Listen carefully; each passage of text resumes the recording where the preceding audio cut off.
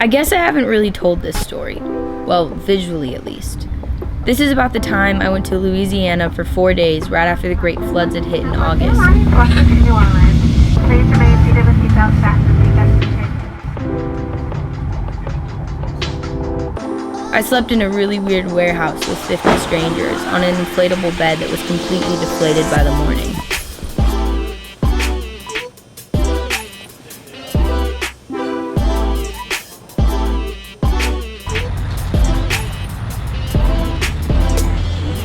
I was flown out to shoot media for the week, but I ended up being blessed with something much greater. Well, someone. My friend named Phil. Let's see.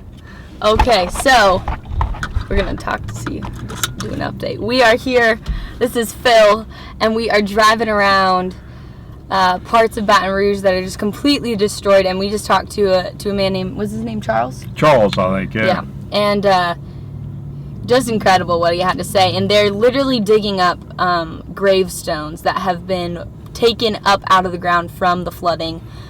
And it's just crazy to see in real life, but there's some good people out here that are just putting their lives to cleaning up this place and getting the community back together. So. And you know, I like what he said about bringing the community and the races back together as one under God. Yeah. There's a lot of truth to that. Yeah. So. Very true. So good. Well, that's the update. Okay. Goodbye. We had you in Baton Rouge. God kind of tell us something. Get back together. Oh yeah. Yeah. Kind of tell us something. And it's time for us. She'd never been apart. Exactly. Yeah. Exactly. Yeah, that's right. Exactly. Film us driving.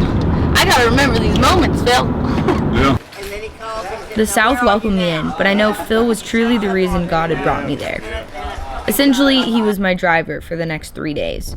But we became friends, ate Southern food together, laughed our faces off, had so many good times. So today I'm driving around with Phil, who is he has such an amazing eye. And so we drove past this pile of trash, and he saw this painting, and he whipped back around so we could take a photo of it. It's pretty crazy.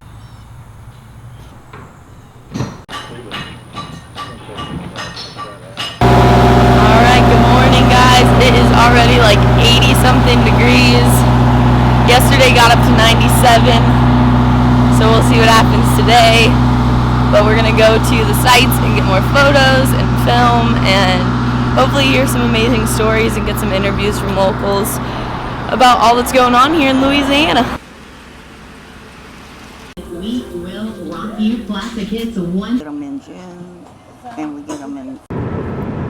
Good old Phil right here. We've just been driving around for the last 3 days together, dying in laughter. Chick-fil-A.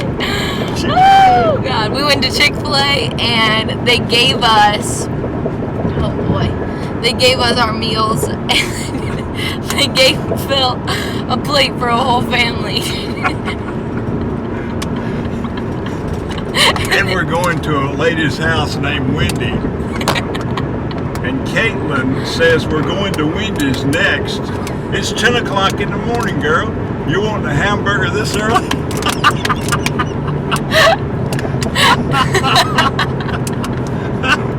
Oh, she said no. No, Junior. The person's name is Wendy. We're going to her house. It's true. Oh. That was amazing. That was so good. We went to Cracker Barrel, which is a restaurant here. Apparently it's Southern cooking, so we had to go. And we ended up talking to the waitress for like 30 minutes about collard greens and turnip greens and okra and everything you possibly could get in the South. So after introducing Caitlin to the Southern food and the Southern language and the Southern way of living, she orders a salad. So that was a very selfish choice of restaurants, I guess, on my part. You know, Southern boy can't do without his collard greens.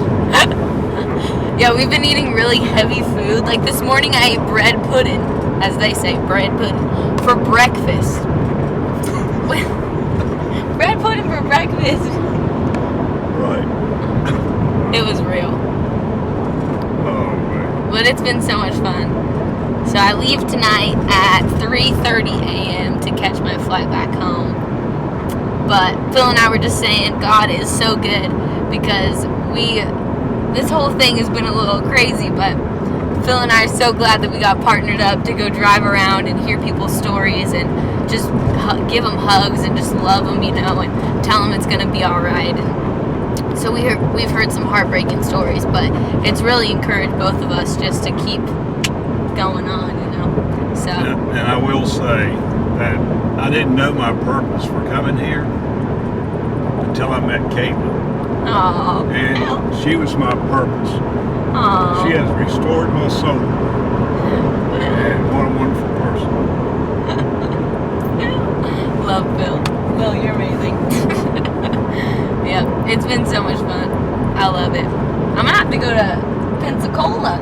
You will, anytime. We'll head on down that way now if you'd like to. So Phil, I just wanted to say thank you for making my time in Louisiana so joyful, so full of life and laughter. I hope to see you again someday soon.